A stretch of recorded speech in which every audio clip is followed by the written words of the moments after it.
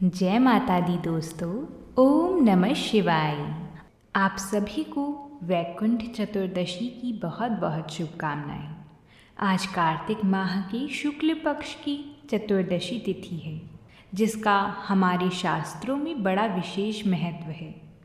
इसे वैकुंठ चतुर्दशी कहा जाता है। यह दिन भगवान विष्णु और देवों के देव महादेव को समर्पित है। मान्यता है कि इस दिन श्री हरि विष्णु जी की पूजा करने से साधक को वैकुंठ धाम की प्राप्ति होती है। शिव जी की कृपा से सभी पाप नष्ट हो जाती हैं और व्यक्ति को मोक्ष की प्राप्ति होती है। आज के इस विशेष दिन पर हम वैकुंठ चतुर्दशी से जुड़ी सभी पौराणिक कथा को सुनेंगे, जिसे सुनने से प्रभु प्रसन्न होते हैं और हमारी मनोकामनाएं पूर्ण करते हैं। आइए कथाओं को शुरू करते हैं। बोलिए भगवान शिव शंकर की जय हो। शिव पुराण के अनुसार वैकुंठ चतुर्दशी के दिन भगवान शिव ने भगवान विष्णु को अपना सुदर्शन चक्र दिया था। इस दिन भगवान शिव और भगवान विष्णु एक समान रहते हैं। ऐसा माना जाता है कि जो कोई भी इस दिन 1000 कमल के फूलों से भगवान श्री हरि विष्णु और भगवान शिव की पूजा करता है, उस व्यक्ति और उसके परिवार को वैकुंठ धाम में स्थान प्राप्त होता है। इस दिन विशेष रूप से अगर कोई अपना देह त्याग करता है तो वह सीधे स्वर्ग को जाता है। प्राचीन मान्यताओं के अनुसार एक बार भगवान विष्णु ने देवाधिदेव महादेव जी का पूजन करने के लिए काशी आए थे। वहाँ मणिकर्णिका घाट पर स्नान करके उन्होंने 1000 कमल पुष्पों से भगवान विश्वनाथ के पूजन का संकल्प किया था। अभिषेक के बाद जब वह पूजन करने लगी तो शिवजी ने उनकी भक्ति की परीक्षा के उद्देश्य से एक कमल पुष्प उन 1000 कमलों में से कम कर दिया। भगवान श्री हरि को पूजन की पूर्ति के लिए 1000 कमल पुष्प चढ़ाने थे। एक पुष्प की कमी देखकर उन्होंने सोचा कि मेरी आंखें भी तो कमल के ही समान हैं। मुझे कमल नयन तथा पुंडरीकाक्ष कहा जाता है। यह विचार करके भगवान विष्णु ने अपनी कमल के समान आँख चढ़ाने को प्रस्तुत हुए।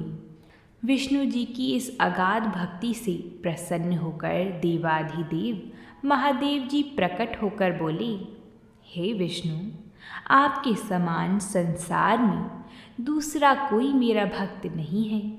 आज की यह कार्तिक शुक्ल की चतुर्दशी अब वैकुंठ चतुर्दशी कहलाएगी और इस दिन व्रत पूर्वक जो पहले आपका पूजन करेगा उसे वैकुंठ लोक की प्राप्ति होगी। भगवान शिव ने इसी वैकुंठ चतुर्दशी को करोड़ों सूर्यों की कांति के समान वाला सुदर्शन चक्र विष्णु जी को प्रदान किया। शिव जी तथा विष्णु जी कहते हैं कि इस दिन स्वर्ग के द्वार खुले रहेंगे। मृत्यु लोक में रहने वाले कोई भी व्यक्ति इस दिन व्रत करता है, वह अपना स्थान वैकुंठ धाम में सुनिश्चित करेगा। बोलिए भगवान श्री हरि की जय हो। वैकुंठ चतुर्दशी से जुड़ी एक और अन्य कथा है, जिसके अनुसार एक बार नारद जी पृथ्वी लोक से यात्रा करते हुए वैकुंठ धाम पहुँचे। भगवान विष्णु ने उन्हें आदरपूर्वक अपने पास बैठाया और प्रसन्नतापूर्वक पूछा कि वे क्यों आए हैं। तब नारद जी कहते हैं कि हे प्रभु, आपने अपना नाम कृपा निधान रखा है। इससे सिर्फ आपके प्रिय भक्त ही मोक्ष की प्राप्ति कर पाते हैं। कृपया मुझे कोई ऐसा सरल मार्ग बताइए जिससे एक साधारण आस्तिक भी आपकी आराधना में मोक्ष प्राप्त कर सके। यह सुनकर भगवान विष्णु बोले, हे नारद, सुनो, कार्तिक शुक्ल पक्ष की चतुर्दशी के दिन जो स्त्री और पुरुष भक्तिपूर्वक मेरा व्रत और पूजन करते हैं उनके लिए सचमुच स्वर्ग के द्वार खुल जाते हैं। इसके बाद विष्णु जी अपने द्वारपाल जय और विजय को बुलाते हैं और कार्तिक चतुर्दशी के दिन स्वर्ग के द्वार खुले रखने का निर्देश देते हैं। भगवान विष्णु ने कहा है कि इस दिन जो भी व्यक्ति मेरे नाम की थोड़ी सी भी पूजा करेगा उसे वैकुंठ धाम की प्राप्ति अवश्य होगी।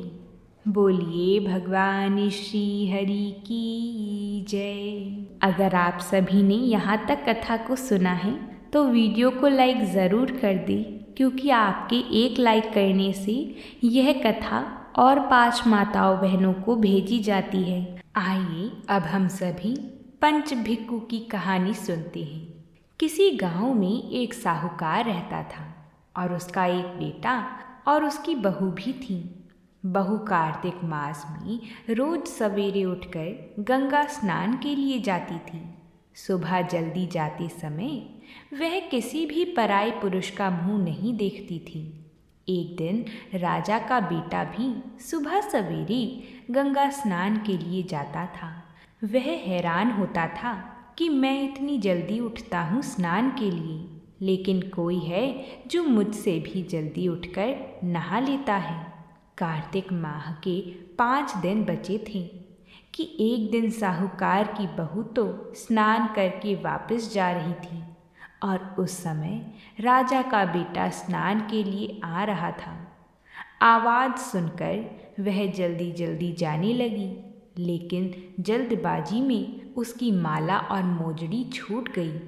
राजा के बेटे ने उसकी माला मोजड़ी उठा ली और सोचने लगा कि जिस स्त्री की यह माला मोजड़ी इतनी सुंदर है वह स्त्री कितनी सुंदर होगी। उसने पूरे गांव में ढिंढोरा पिटवा दिया कि यह जिसकी भी माला और मोजड़ी है वह 5 रात मेरे पास आएगी। साहूकार के बेटे की बहू ने यह कहलवा दिया कि मैं 5 रात आऊँगी, लेकिन किसी को साख भरने बैठा देना। राजा के बेटे ने एक तोते को पिंजरे में बंद करके गंगा किनारे पेड़ पर टांग दिया। तभी बहू सुबह के समय आई और पहली पेड़ी पर पैर रखा और बोली, हे कार्तिक के ठाकुर राई दामोदर, 5 पांडु, छठे नारायण, भीकम राजा, उस पापी को नींद आ जाए। ऐसा कहते ही उसी समय राजा के बेटे को नींद आ गई। बहू नहा धोकर चलने लगी तो तोते से बोली, सुबह सुबह तेरे गल डालूंगी हीरा, मेरी साख भरियो वीरा।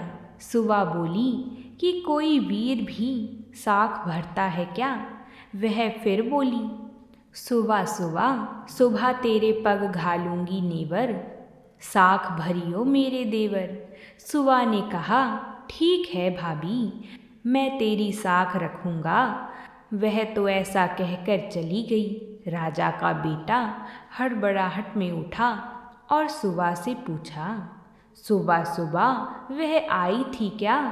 कैसी थी? सुबह बोला, आभा की सी बिजली, होली की सी छल, केला की सी कामिनी, गुलाब का सा रंग। अगले दिन राजा के बेटे ने सोचा कि आज मैं अपनी अंगुली में चीरा लगाऊंगा, इससे मुझे नींद नहीं आएगी। अगले दिन राजकुमार अंगुली पर चीरा लगाकर लेट गया। साहूकार की बहू आई और भगवान से उसी तरह प्रार्थना करने लगी और राजकुमार को फिर नींद आ गई। वह स्नान करके फिर से वापस चली गई। सुबह राजकुमार ने तोते से फिर पूछा तो उसने वही सारी बातें दोहरा दी। अब राजकुमार बोला कि मैं आज रात अपनी आँखों में मिर्ची डालकर बैठूंगा। रात में वह मिर्ची डालकर बैठ गया। बहू फिर आई और प्रार्थना की, जिससे उसे फिर से नींद आ गई। राजकुमार ने तोते से बहू के आने की बात पूछी और तोते ने उसे फिर बता दिया। राजकुमार अब फिर सोचने लगा कि आज मैं बिना बिस्तर के ही बैठूंगा। और रात को बिना बिस्तर के बैठ गया। जब वह स्नान करने आई तो उसने फिर से भगवान से प्रार्थना की और राजकुमार को नींद आ गई।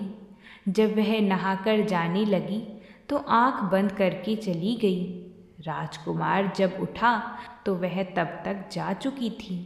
राजकुमार फिर सोच में पड़ गया और सोचने लगा कि आज मैं अंगीठी जलाकर बैठूंगा जिससे मुझे नींद नहीं आएगी। फिर वह रात को अंगीठी रखकर बैठ गया। साहूकार की बहू आई और वह भगवान से प्रार्थना करने लगी कि हे प्रभु, आपने 4 रातें तो निकाल दी हैं, अब यह आखिरी रात और निकाल दो। भगवान ने उसकी श्रद्धा और भक्ति देखकर उसकी बात रख ली और राजकुमार को नींद आ गई। जब वह नहाकर जाने लगी तो तोते से बोली कि इस पापी को कह देना कि 5 रातें पूरी हो चुकी हैं, वह मेरे मोतियों की माला मेरे घर भिजवा दे। सुबह राजकुमार की आँख और उसने तोते से पूछा कि क्या वह आई थी, तो तोते ने कहा हाँ, वह आई थी और उसने अपनी माला मंगवाई है। यह सुनकर राजकुमार सोचने लगा कि वह तो सच्ची थी, तभी तो भगवान ने भी उसका सत रखा है। कुछ समय के बाद राजकुमार को कोढ़ का रोग हो गया। राजा ने ब्राह्मण को बुलवाकर पूछा कि मेरे बेटे का शरीर क्यों जल रहा है। ब्राह्मण ने अपने ध्यान योग से यह सभी बात जान ली और उसने विस्तार से सारी बात राजा को बताई कि इसने क्या किया था। ब्राह्मण ने कहा कि इसने पतिव्रता स्त्री पर अपनी बुरी नज़र डाली, इसलिए यह इस रोग से पीड़ित हो गया है। राजा ने उसके ठीक होने का उपाय पूछा तो ब्राह्मण ने कहा कि यह उस साहूकार की बहू को धर्म की बहन बनाए और रोज़ उसके नहाए हुए जल से यह स्नान करे, तब यह ठीक हो सकता है। राजा साहूकार की बहू की माला लेकर साहूकार के घर गया और बोला कि यह माला आपकी पुत्र वधू की है, इसे ले लें और आपकी बहू के नहाए हुए जल से मेरे बेटे को नहला दें। साहूकार बोला कि वह तो किसी पराये पुरुष का मुंह तक नहीं देखती, आप उसे इस नाली पर बिठा दीजिए। जब वह ऊपर नहाएगी तब नीचे इस नाली के पानी से आपका पुत्र नहा लेगा। राजकुमार ने ऐसा ही किया और कुछ समय के बाद उसका शरीर चंदन सा हो गया। हे पंच भिक्खु देवता, जैसे आपने साहूकार की पुत्र वधू का सत रखा, वैसे ही सभी का रखना।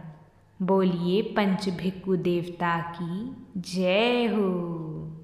कार्तिक के ठाकुर और राई दामोदर की जय हो। उम्मीद करती हूँ आपको कथा पसंद आई होगी। अगर कथा पसंद आई है तो वीडियो को लाइक करें, चैनल को सब्सक्राइब करें और इस वीडियो को अपने भाई बंधुओं के साथ शेयर ज़रूर करें। तो अब हम आपसे कल मिलते हैं एक नई कथा के साथ। तब तक के लिए प्रेम से बोलिए जय माता दी।